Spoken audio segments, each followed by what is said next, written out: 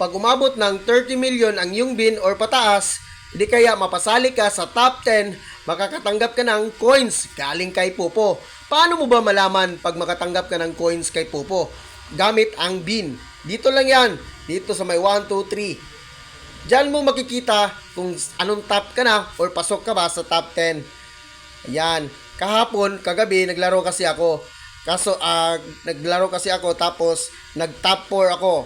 So, dito, pindutin mo lang yesterday. Ayan, top 4 ako. Tapos, lalabas yan dito. Pag reset ng alas 12 ng ating gabi, meron dyan receive. So, i-receive mo na agad yung 100k or magkano yung ibibigay ni Popo sa'yo. Sa akin, umabot ako ng 48 million na bin. So, may 100k coins ako. So, ni-receive ko kagabi. Ayun, meron na akong panglaro.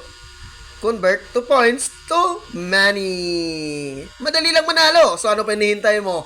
Maglaro ka na, oy!